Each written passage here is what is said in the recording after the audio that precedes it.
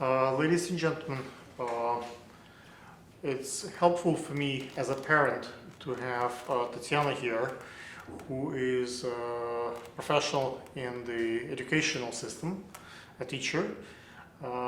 So I kind of went through most of the routine of classes with my daughter. She's 16, but my son, he's 5, and we starting all over again. And its system have changed in the last 10 years drastically. Can you tell maybe the audience a couple of kind of life hack to how to educate your kids? What's new about the educational system? How to get in good school? How to get in the maybe in the talented program? Is there anything parents needs to know about the school system that we have here in New York? Great question. I think the more you expose your child to reading early on and conversation, the better they're off. Because you want a child, you want a kid to get to pre-K or K with as much vocabulary as possible, so they Is can. the phone and the cartoons is coming on the way, or it's like actual physical books is important? Physical books. Physical books. Yeah, I think it's a combination because you want your kid to enjoy that kind of venue where they can see the word and they can interact with it on a computer. Комиксы по-английски. Да. Комиксы? Comics. Comics. I tried to the Dogman, which is quite popular, and my son started to draw the Dogman. Comics, yes. But is that also something that's on the way of reading, because it's very little letters, words, and it's a lot of drawing? Yeah. Do you think pictures are coming on the way, or it has to be more just reading? Yeah, great question, because you want your child to be reading chapter books.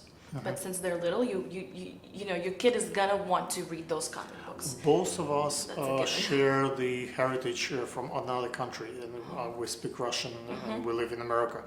What's the best way to bring your kids, first teach them Russian or whatever your home language is, and then English introduced in school, or start teaching them both languages at once, or like just English?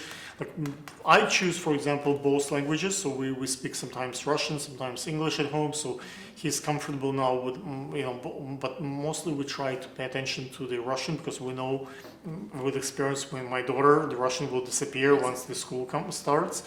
So like, what's your, as a professional, advice? Yeah. That's a really big controversy now, because you have to remember your daughter is really young or your son is really young. They're really young kids. If you keep up with Russian now, they're gonna learn English.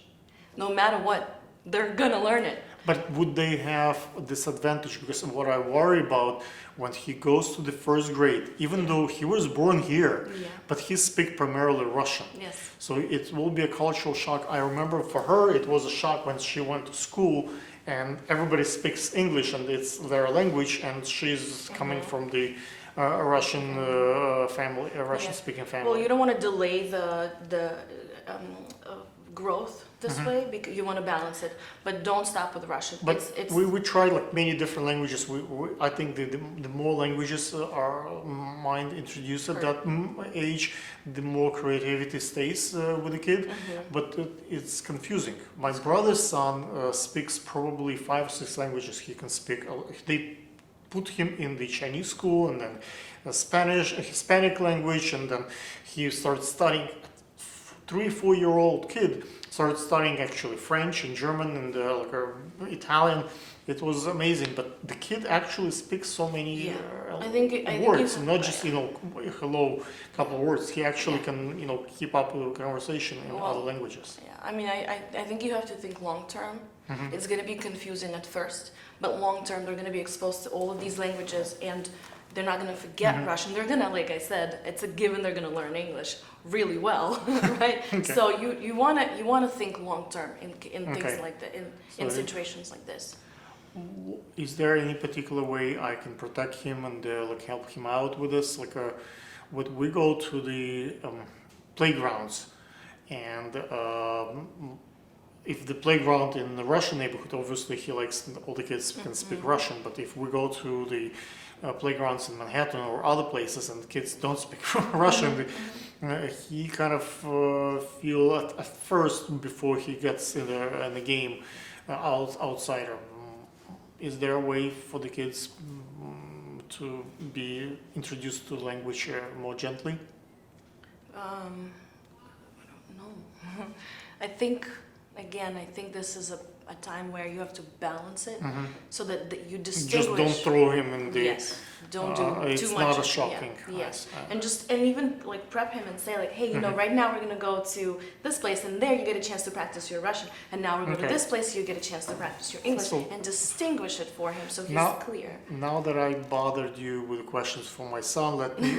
My daughter is 16, so it's a different age for the girls, and there are certain issues comes to play with the father and daughter.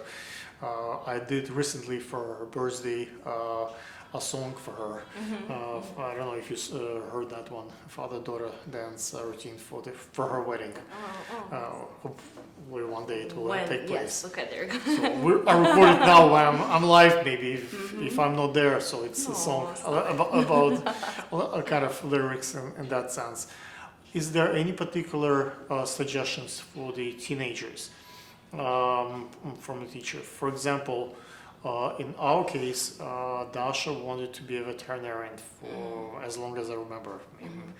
And all of a sudden, a couple of recruits from our army and the Navy came to school, and after a little bit of, if I wouldn't say brainwashing, but conversations and being in that environment, she wanted to be a Marine.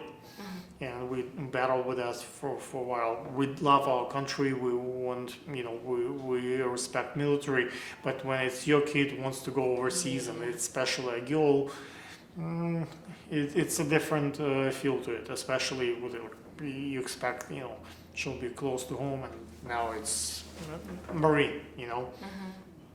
Is there a way to, find the proper tune and talk to the kids? So that she can hear you? Yes. She hears, she gets the point, but it doesn't sink in the argument no matter how, and my wife was quite upset with the decision, and it's her decision in her life, so we're not gonna, force her into anything, but now that she actually reconsidered and will go to college first and look at other avenues as well. But I'm curious, maybe other folks in the audience might have similar kind of questions to the teachers.